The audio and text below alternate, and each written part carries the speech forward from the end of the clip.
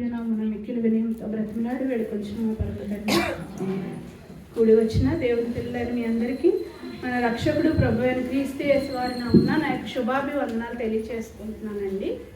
మరి అపోస్తల కార్యాలు 1వ అధ్యాయం మరి అక్కగారు చెప్పి ఉన్నారు, అలాగే ముఖ్యాంశాలు కూడా చెప్పి ఉన్నారు, చాలా విషయాలు చెప్పి ఉన్నారు.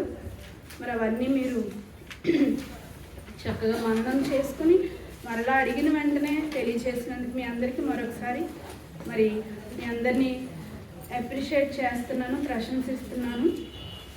అదే 1వ అధ్యాయంలో మనం అపోస్తుల పేర్లు ఉంటాయండి, వాటిని కూడా మనం చూడగలిగితే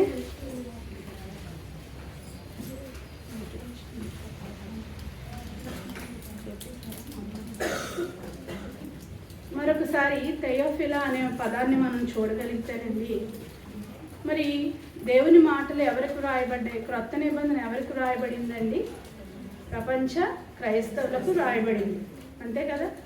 అపోస్తల కార్యాలు కానీ, లూకాసు వార్త కానీ, మత్తయి నుంచి ప్రకటన వరకు ఎవరి కొరకు రాయబడింది? క్రొత్త నిబంధన ప్రపంచంలో ఉన్న క్రైస్తవులందరూ, అంటే ప్రపంచంలో ఉన్న అందరి కొరకు రాయబడింది బైబిల్ గ్రంథం.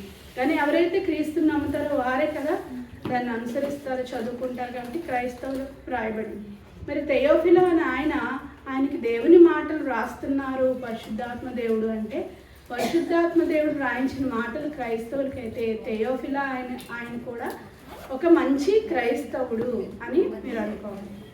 తండ్రి గారు మరి మాకు ఈ గ్రంథం నేర్పించేటప్పుడు మంచి క్రైస్తవుడు, గుడ్ క్రిస్టియన్ అని చెప్పారు.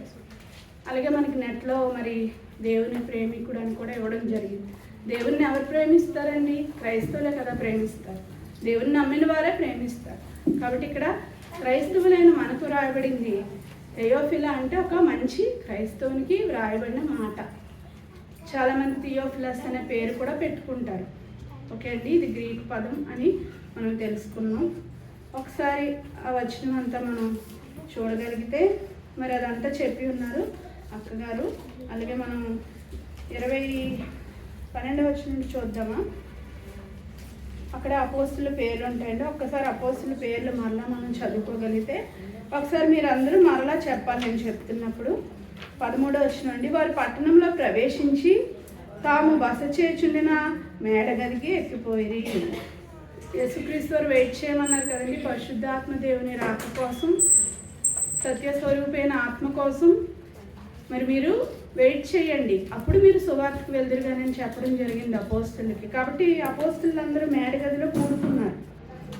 మరి ఆ మేడగదిలో ఎవరెవరు ఎక్కిపోయారని మనం చూడగలిగితే పేతురు, యోహాను, యాకోబు. లెక్క పెట్టండి ఎంతమంది ఉన్నారు? పేతురు గారు, యోహాను గారు, యాకోబు గారు, ఆంద్రే గారు, ఫిలిప్ గారు, తోమా గారు, బర్తలోమై గారు, మత్తయి గారు, అల్ఫై కుమారుడు యాకోబు గారు, జెలోతా అనబడిన సీమోను గారు, యాకోబు కుమారుడు యూదా అనేవారు. ఇంకా ఎవరండి ఉన్నారు? ఇంతవరకు ఎంతమంది వచ్చారండి? 12 మంది కదండి రావాలి.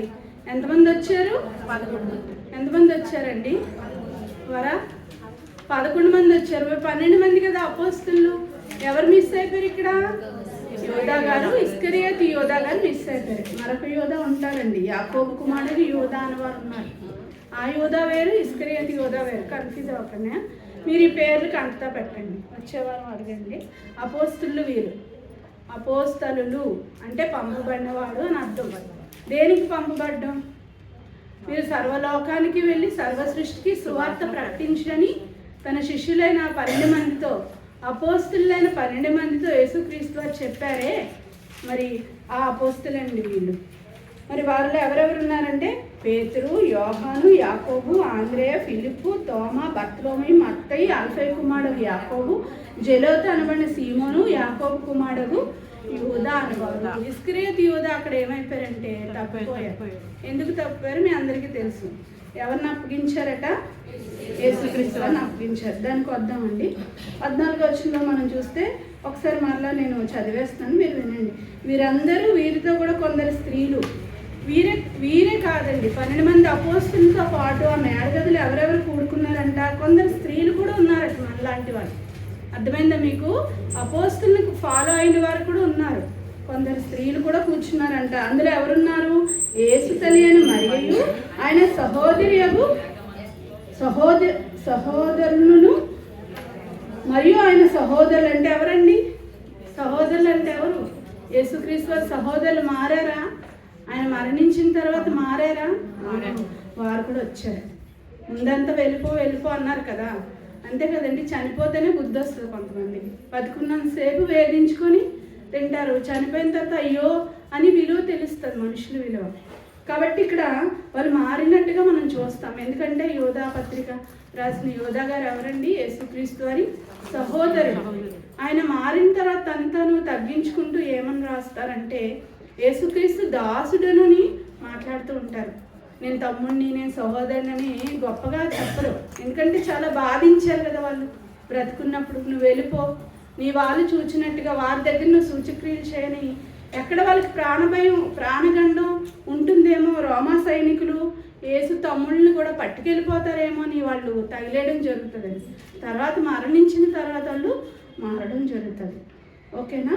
వీళ్ళందరూ ఎక్కడున్నారంటండి? మేడగదిలో ఏక మనసుతో ఎడతెగక ప్రార్థన చేస్తున్నారంటండి. ఏంటండి ఇంతమంది ఎడతెగక ఏక మనసుతో ప్రార్థన చేస్తున్నారండి. ఎందుకు ప్రార్థిస్తున్నారండి? ఎందుకు ప్రార్థిస్తున్నారు? పరిశుద్ధాత్మ రాక జరగాలి కదా. జరిగిందా? జరిగింది. పోయిన వారం చెప్పారు. పరిశుద్ధాత్మ ఎలా వచ్చిందంట? అగ్ని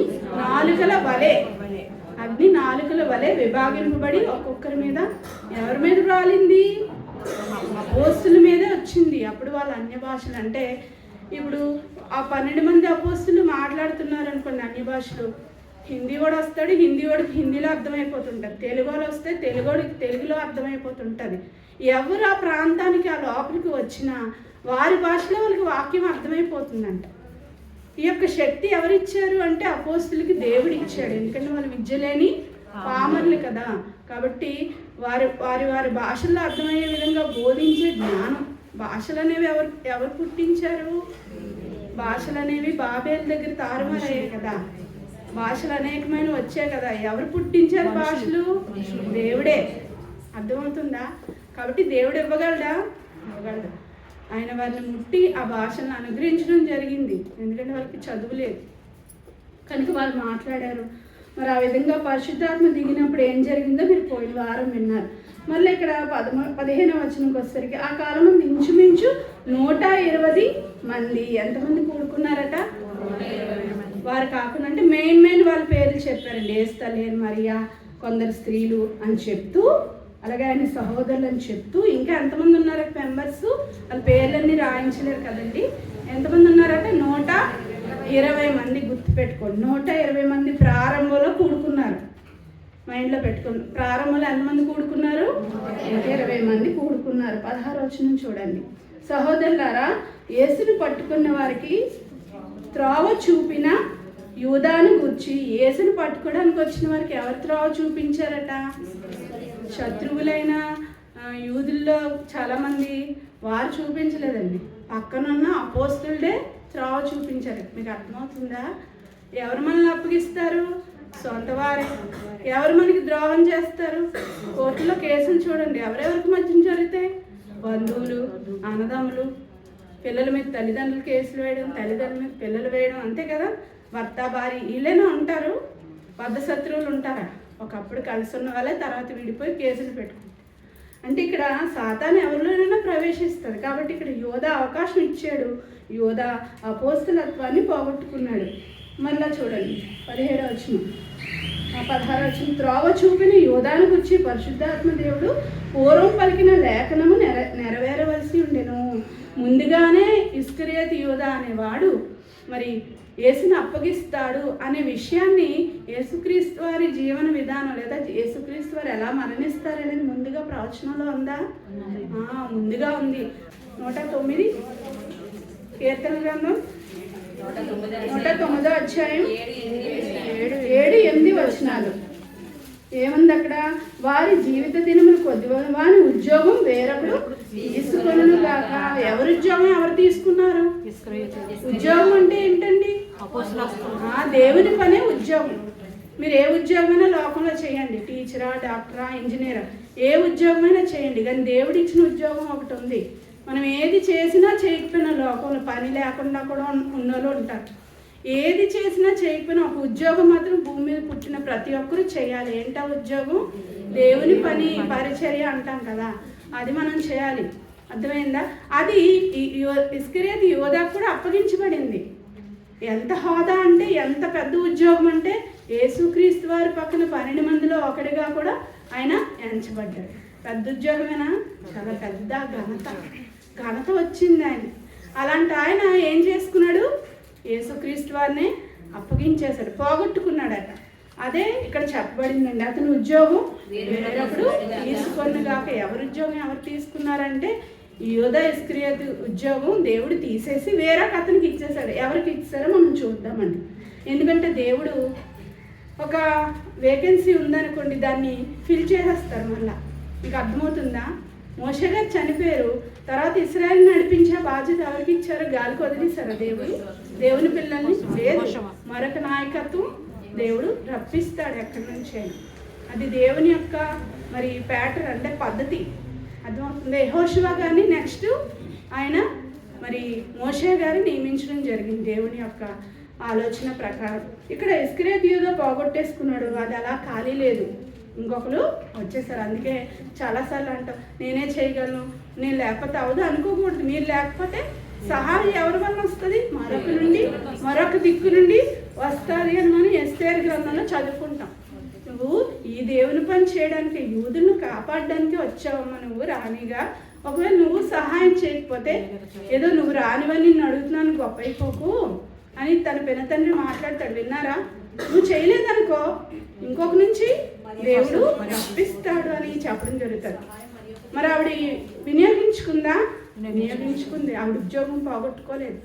నేను చనిపోయినా పర్వాలేదు, నేను యూదుల కోసం నేను పోరాడతానని ఉపవాసం ఉండి ప్రార్థనాపూర్వకంగా మరి రాజు దగ్గరికి వెళ్ళడం, యూదులను కాపాడడం జరిగింది. మీ అందరికీ తెలుసు. ఇక్కడ యోధా దేవుడిచ్చిన అపోస్తలత్వాన్ని ఉద్యోగాన్ని పోగొట్టేసుకున్నాడు. దేనికోసం పోగొట్టుకున్నాడు? ఎంతకి? దేనికోసం అండి? 30 వెండి నాణ్యం కోసం పోగొట్టుకున్నాడు. చూద్దామా? ఈ వచనం మీరు చదువుకున్నారు కదా, 17వ వచనం. అతడు మనలో ఒకటిగా ఎంచబడిన వాడి ఈ పరిచర్లో పాలు పొందిన. ఒకటిగా ఉన్నాడా? చాలా కాలం చనిపోయినంత వరకు యేసుతో పాటు తిరిగారు, అలా ఉన్నారు, పాలు పొందారు. 18వ వచనం. ఈ యోధా ద్రోహం వల్ల సంపాదించిన రోకలనిచ్చి ఒక పొలము కొనిను. ద్రోహం కదండి, నీతిమంతుని అప్పగించడం, నీతిమంతుని గొయ్యి తీసి పాతి పెట్టడం, నీతిమంతికి మరి మనం హాని చేయడం, అదేంటి దేవుడు ఎంచుతున్నాడు అక్కడ? ద్రోహం. సంపాదించిన రోకలనిచ్చి పొలము కొనిను. ఎవరు కొన్నారు? యోధా గారు కొంటారా? ఆయన ఉరిపోసుకుని చనిపోయారు కదా.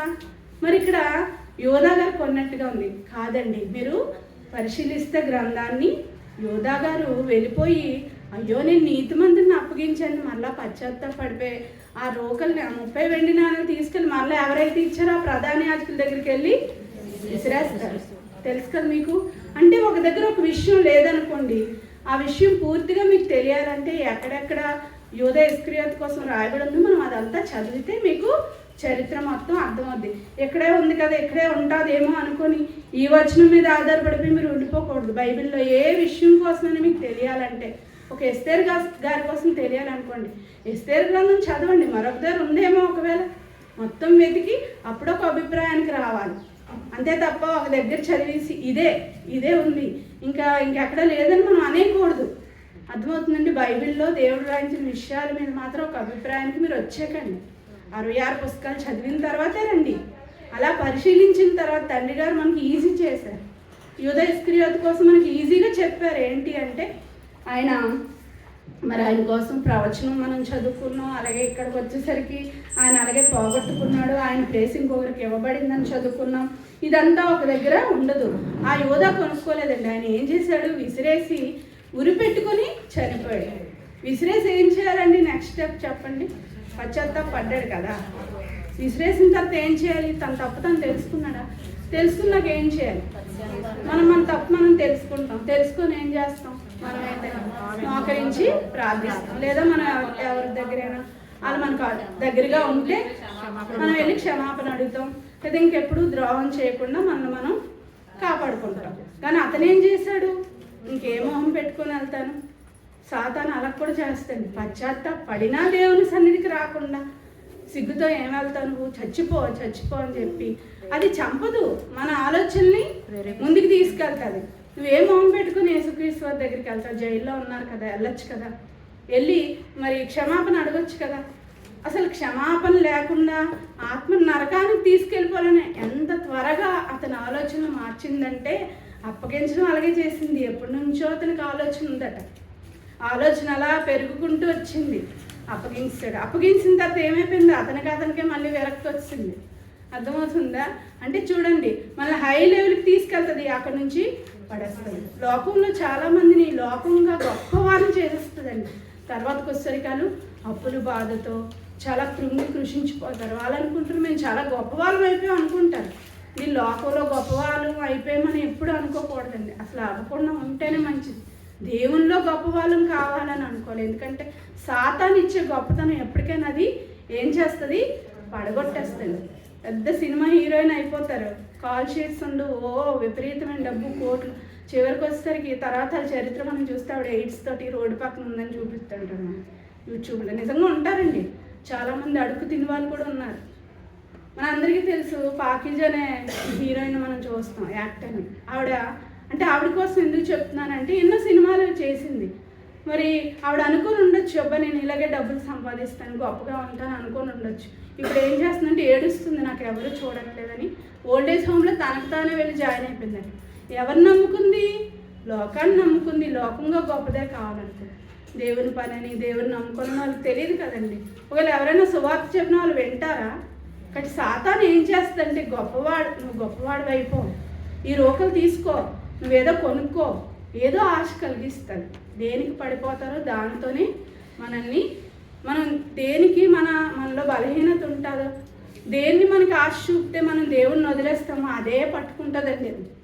అలాంటప్పుడు మనం ఏం చేయాలి? మన బలహీనతలు అందే మనం బలం పొందాలి. పౌలు గారు అంటారు, నా బలహీనతలు అందే నేను బలంగా మారిపోతున్నాను. బలహీనత ఉంటుంది, కానీ ఏం చేయాలి? అది మనం అధిగమిస్తేనే కదా దేవుని కుమార్తెలు అవుతాం. అప్పుడే కదండి జయశాలం అవుతాం. మరి అధిగమించకపోతే మరి మనం దేవుని కుమారులు ఎలా అవుతాం చెప్పండి? దేవుడే చేపట్టుకొని నడిపించేసి, దేవుడే బలహీనతను విడిపించేసి, దేవుడే దగ్గరుండి నడిపించేస్తుంటే మన గొప్పతనం ఏముంది? మనకు పరలోకం ఇవ్వచ్చా? అంటే గెలిచి వెళ్ళాలనుకుంటున్నాడా దేవుడు? ఆయనే నడిపించాలనుకుంటున్నాడు. గెలిచి వెళ్ళాలి. అందుకే కదా పండు తినొద్దు అని ఆజ్ఞ ఇచ్చారు. గెలిచి వాళ్ళు రావాలి. అంతే తప్ప వాళ్ళు ఏం చేశారు? ఆ ఒక్క ఆజ్ఞ కూడా మీరిపోయి, ఆఫ్టర్ ఆల్ కన్నుకి ఆశ వల్ల హవ పడిపోయింది. చిన్న మనం బైబిల్లో చదువుకుంటాం. కూరకు ఆశపడిపోయి యేషావు గారు జ్యేష్ఠతో నమ్మేస్తున్నాం. మనం ఏమనుకుంటాం? చిక్కుడు కూర నేనైతే పాడను అనుకుంటాం. కూరనే తీసుకోకుండా అతని కూర మనకి ఇంకోటి చిన్నవి చూస్తే చిన్నవే. లోకంలో ఏదైనా దేవుని కంటే పెద్దది ఉందండి? దేవుని కంటే, దేవుని పని కంటే, ఆయన గొప్పతనం కంటే, ఆయన ప్రేమ కంటే ఏదైనా మనకి ఉందా? లేదు అని మనం అనుకుంటే కనుక పడం. అర్థమవుతుందండి. ఇక్కడ యోధ ఇస్కరియోతు అంత వాక్యం నేర్చుకున్నారు అండి. ఎంత వాక్యం నేర్చుకున్నారని కాదు, ఇక అనేకసార్లు చెప్పాం, ఎంబీటీ చేసి పెద్ద పోస్టుల్లో ఉండి దేవుణ్ణి విడిచి ఈరోజు అబద్ధ బోధమే వెళ్ళిపోయిన వాళ్ళు ఉన్నారండి. వారిని మీరు ఆదర్శంగా తీసుకోకండి. ఒకప్పుడు అన్నే గొప్పగా చెప్పేవారు, ఇప్పటికీ గొప్పగా చెప్తున్నారేమో అనుకోకండి. మరి బోధ ఎలా ఉందో చూడండి. మరి బోధ మార్చారా, వాక్యానుసారంగా ఉందో లేదో చూడండి. అంటే ఎవరినైనా తొలగింప చేస్తుంది అపవాది. వారిని మనం ఫాలో అవ్వకూడదు, మనుషుల్ని మనం ఫాలో అవ్వకూడదు, దేవుణ్ణి ఫాలో అవ్వాలి. అర్థమవుతుందండి. మరి యోధ ఇస్కరియోతు కోసం ఒక మాట ఉంటుందండి. ఏం చేసిందంటే అపవాది ఆలోచన పుట్టించి ఉంటే నన్ను ఉంటుంది. 13వ అధ్యాయం చూడండి. యోహాను సువార్త 13వ అధ్యాయం 2వ వచనం. యోహాను సువార్త 13వ అధ్యాయం 2వ వచనం. మీకు అందరికీ తెలుసు దెయ్యం ఎలా పడుతుంది? ఇప్పుడు మన జుట్టు పీకి లేదంటే తెల్లబట్టలు వేసుకొని కనబడుతుందా? లేదా మనకు పట్టినప్పుడు మనం ఏమైనా పిచ్చిగా ఉంటామా? మనం బాగానే ఉంటాం, చక్కగా ఉంటాం, వాక్యోపదేశకులే ఉంటాం. కానీ మనలో అపవాది ఆలోచనలో ప్రవేశిస్తుంది, ఎవరిలోనైనా, ఏ మనిషిలోనైనా. అర్థమవుతుందా? ఇప్పుడు అపవాది ఎలా పడుతుంది? ఆలోచనలో పడుతుంది, శరీరానికి కాదు, మనసుకి పడుతుంది. అర్థమవుతుందండి. అప్పుడు అన్ని దేవునికి విరుద్ధమైన కార్యక్రమాలు, దేవునికి విరుద్ధమైన పనులు చేస్తూ ఉంటాం. చదవండి. వారి భోజనం చేయుచుండగా ఆయనను అప్పగింపవలెనని సీమోను కుమారుడికి ఇస్కరియోతు యూదా హృదయంలో అపవాది ఇంతకు ముందే ఆలోచన పుట్టించి ఉండేను. చూసారా, ఆలోచన పుట్టిస్తే దాన్ని అమలు చేసేద్దామా? అంటే అపవాది ఎన్నో కలిగిస్తుంది. లేడీస్ మీటింగ్కి వెళ్ళకో, డబ్బులు ఇవ్వకో, వాక్యం అడిగినా చెప్పకో, లేటుగా వెళ్ళు, ఎన్నో పుట్టిస్తుంది. మీరు లొంగిపోతున్నారా? లేదు కదా. లేదా మీ ఆయన గారు వెళ్ళొద్దు అంటారు, లొంగిపోతున్నారా? ఎంతోమంది ఎదిరించి వచ్చిన వాళ్ళు ఉన్నారండి ఇక్కడ, కొట్టించుకొని కూడా వచ్చిన వాళ్ళు ఉన్నారు, నాకు తెలుసు. ఎందుకు? ఆలోచన పుట్టిస్తుంది. మీ భర్తలో కావచ్చు, మీలో కావచ్చు. అప్పుడే బంధువులు వస్తారండి, మనం వెళ్ళనివ్వకుండా చీడపురుగులాగా. అప్పుడు మనం ఏం చేయాలి? అప్పుడు దేవునికి సమయం ఇవ్వాలి. ఆలోచన అనేక విధాలుగా పుట్టిస్తుంది. పడుకుంటుకో, చదువుకు, ఈ సంవత్సరం పరీక్ష రాయకు, వచ్చే సంవత్సరం రాయకు, ఎన్నండి దాని ఆలోచనలు రాక. అంటే దేవునికి దూరం చేసేవన్నీ అపవాద ఆలోచనలు. మీరు అదే మైండ్లో పెట్టుకోవాలి. మిమ్మల్ని దేవుని పని చేయకుండా ఎవరైనా ఆటంకపరుస్తున్నారు అనుకోండి, అమ్మ రెస్ట్ తీసుకోమ్మా, ఇప్పుడు ఏం చేస్తావు, వద్దులే, నీ వయసుని బట్టి నువ్వు రెస్ట్ తీసుకో అన్నారనుకోండి, అబ్బా నాకు ఎంత మంచిగా చెప్పింది నా కూతురు అని పని మానేయకూడదు. రెస్ట్ తీసుకోవడానికి వచ్చాము భూమి మీదకి. మీకు అవకాశం ఉన్నప్పుడు ఏంటి, మంచం మీద పడుంటే చేయలేమండి, ఏదైనా జ్వరం వచ్చినా చేయలేమండి. కానీ చెయ్యగలము అనుకుంటే మాత్రం మనం ఏం చేయాలి? అవకాశాన్ని అందిపుచ్చేసుకోవాలి, చేసేయాలి. ఎందుకంటే చేయలేని రోజు ఒకటి వస్తుంది. అంటే ఇటువంటి ఆలోచనలు పుట్టిస్తూ ఉంటుంది. అక్కడ ఆలోచన పుట్టిందండి. ఎప్పుడు ఆహారం భోజనం చేస్తున్న ప్రభురాత్రి భోజనం అంటాం కదా, అప్పుడు ఈ విషయం ఎవరికి తెలిసిపోయింది తెలుసా? యేసుక్రీస్తు వారికి తెలిసిపోయింది. తెలిసిపోయి వినేయండి, తెలిసిపోయి ఏం చేస్తారంటే, మరి నాతో పాటు ఈ బల్ల మీద చెయ్యి ముంచేవాడే, నన్ను అప్పగించేవాడు.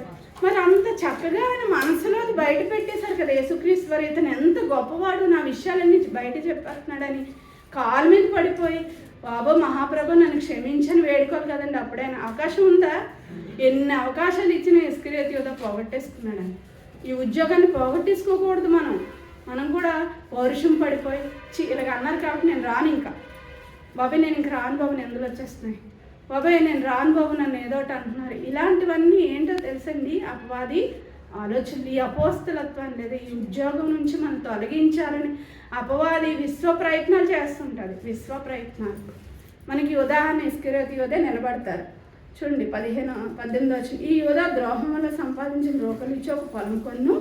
అతడు తలక్రిందులుగా పడి నడిమికి బద్దలైనందున అతని ప్రేగులన్నీ బయటకు వచ్చాను. ఎలా ఊరిపోసుకున్నాడట? తలక్రిందులుగా పడిపోయాడు. చూడండి, తలక్రిందులుగా పడి నడిమికి బద్దలైపోయాడు. అంటే ఎలా పడ్డాడండి? తలక్రిందులుగా పడిపోయాడంట. ఆ విధంగా పడిపోవడం వల్ల ప్రేగులంటే ఎలాంటి చావు వచ్చిందో చూడండి, ఎలా చచ్చిపోయాడో చూడండి. అలా చచ్చిపోవడానికే ఇష్టపడ్డాడు. అలా ఎందుకు నేను చావాలంత క్రూరంగా అనుకున్నాడా? అంటే ఆలోచించడానికి సమయం ఇవ్వలేదన్నట్టుగా మనకు అర్థమవుతుంది. అలాగే ఈ సంగతి యెరూషలేములో కాపురం ఉన్న వారందరికీ తెలియవచ్చును కనుక వారి భాషలో ఆ పొలము పేరు ఏంటండి? అకెల్దమా. వాళ్ళట రోకల్ని ఇచ్చి ఆ ప్రధాన యాజకులు వాళ్ళు ఏం చేశారట? ఒక పొలం కొన్నారట. ఆ పొలం పేరేంటి? యేసుక్రీస్తు వారని నీతిమంతుని రక్తం లేదా ఆయన అప్పగించడం వల్ల వచ్చిన డబ్బు కదండి అది. ఆ పొలం పేరు ఏం పెట్టారట? అకెల్దమా. అకెల్దమా అంటే అర్థం ఏంటి? రక్త భూమి. అకెల్దమా అంటే ఏంటి? రక్త భూమి అని అర్థం. ఇందుకు ప్రమాణంగా అతని ఇల్లు పాడైపోను. ఇప్పుడు మీరు చదివారు కదా కీర్తన గ్రంథం 109 అంత 7 కీర్తనలు 109. అంటే యోధ అప్పగిస్తాడు, అతను ఉద్యోగం పోద్దని ఎక్కడుంది? ముందుగా ప్రవచనం వారి జీవితం జరుగుతుందని ఎక్కడుంది? కీర్తన గ్రంథం 109 గుర్తుపెట్టుకోండి. అతను ఇల్లు పాడైపోను కాక దానిలో ఎవరిని కాపురం ఉండకపోను కాక అతను ఉద్యోగం వేరొకటి తీసుకుందా కానీ కీర్తన గ్రంథంలో రాయబడింది. కాబట్టి ఇప్పుడంటే సెలక్షన్ మొదలైందండి. ఈ విషయం మళ్ళీ మీకు గుర్తు చేస్తాను. ఇప్పుడు చదివారు కదా పాఠ్యభాగం అపోస్తలుల కార్యం 1:21-22 వచనాలు. మీకు అందరికీ ఆల్రెడీ చెప్పేసాం. అపోస్తలుల అర్హత అని చెప్పాం. అందరినీ అపోస్తలులు అనొచ్చా?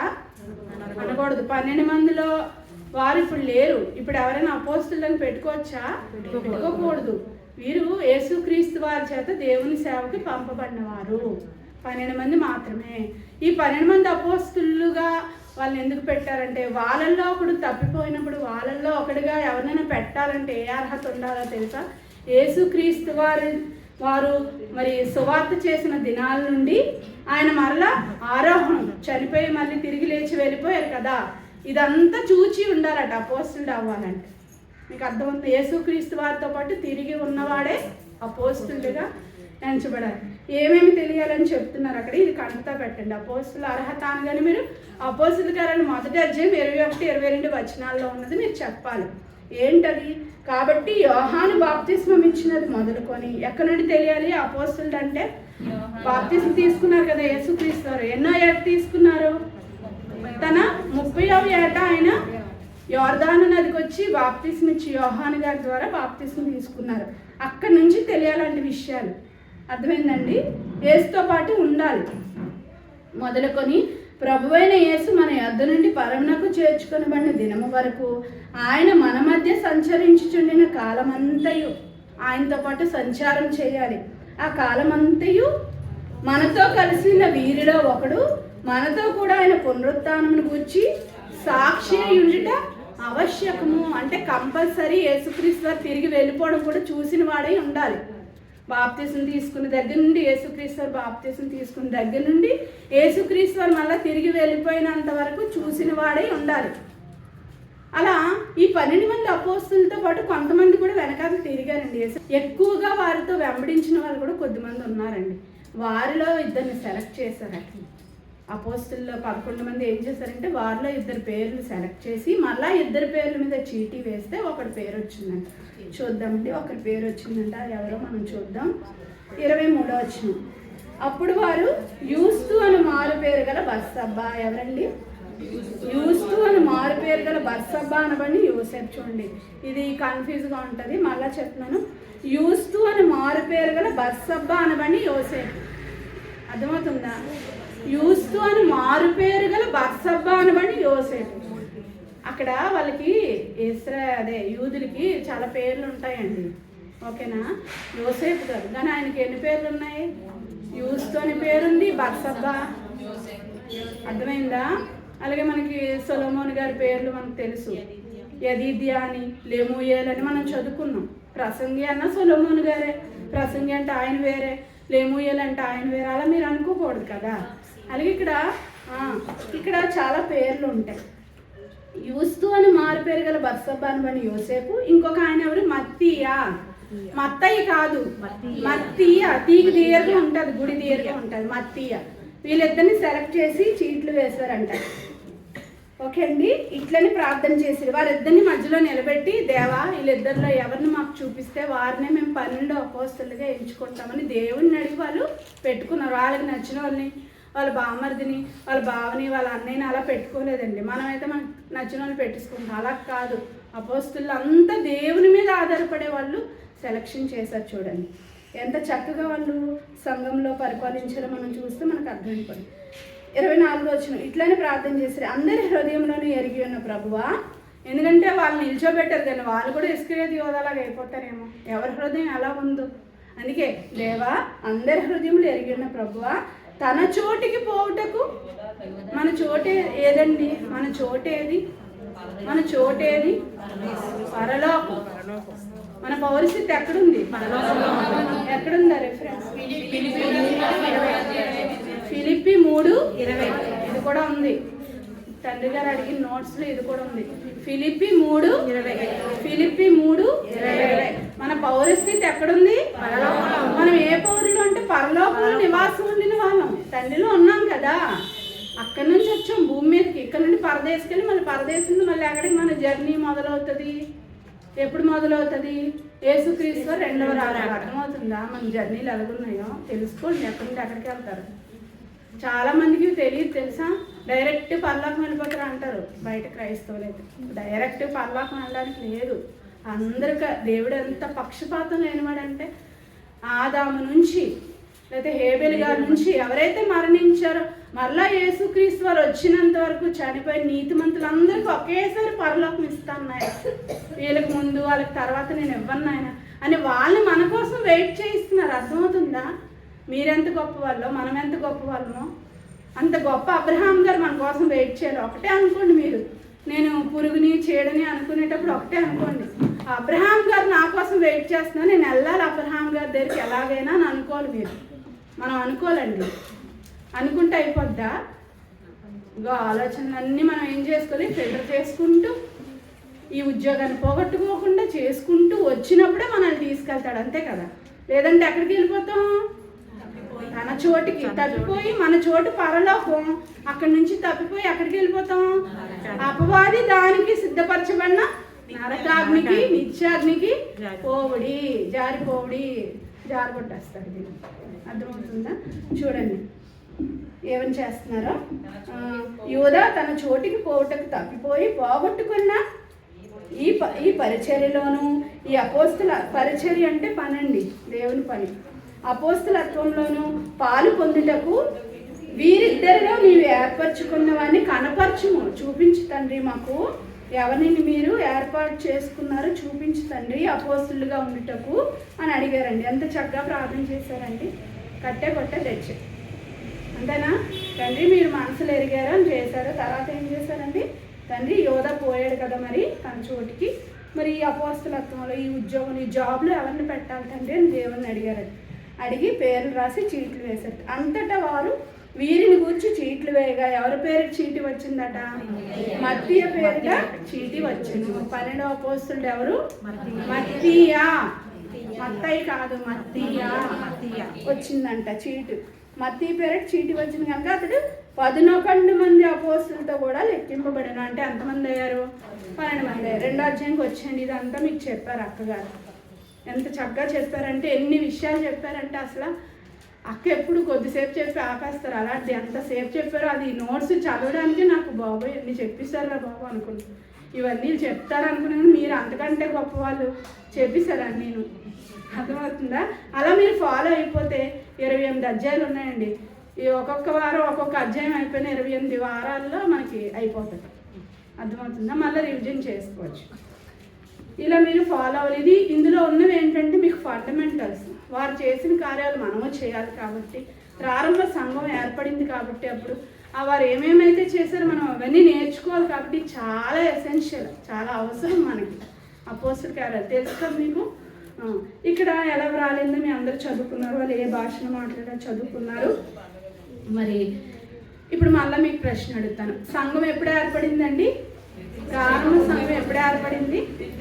పెంతెకోస్తు పండగ దినమున ప్రారంభ శతాబ్దంలో. ఎన్నో సంవత్సరం? అది కూడా తండ్రి గారు చెప్పారు. ఎన్నో సంవత్సరం? క్రీస్తు శకం 33. ఆయన ఎన్ని సంవత్సరాలకు మరణించారు?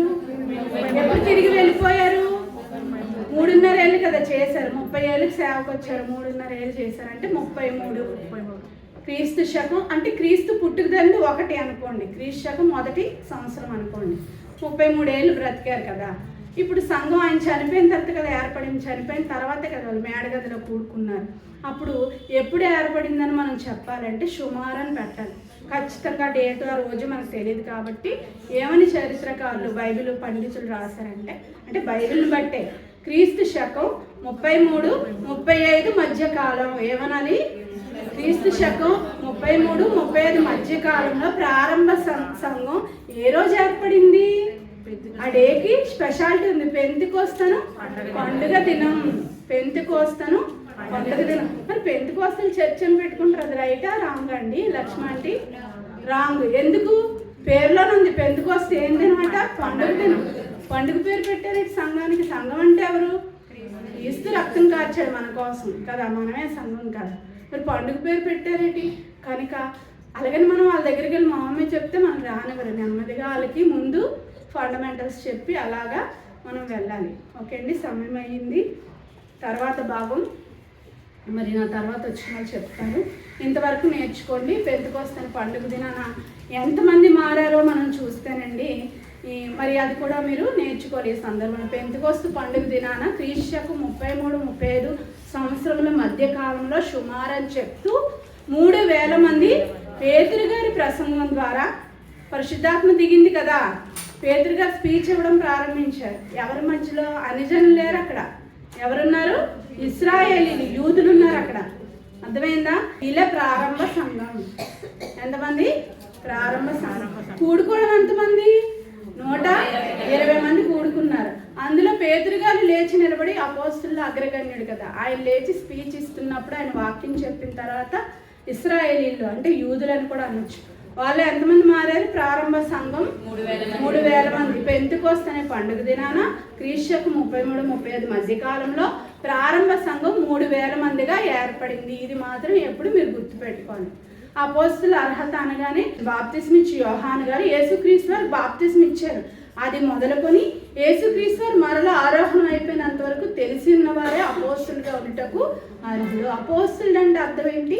పంపబడిన వారు. అర్థమైందా? యేసుక్రీస్తు వారి చేత పంపబడిన సువార్తకి, సర్వ సృష్టికి సువార్త ప్రకటించడానికి పంపబడిన వారే 12 మంది అపోస్తులు. వారి ద్వారానే మనకి ఈరోజు దేవుని మాటలు వచ్చాయి. ఓకేనా? అందరికీ వందనాలండి. అవకాశం ఇచ్చిన అధ్యక్షులు, ఉపాధ్యక్షులు కూడా కృతజ్ఞతలు.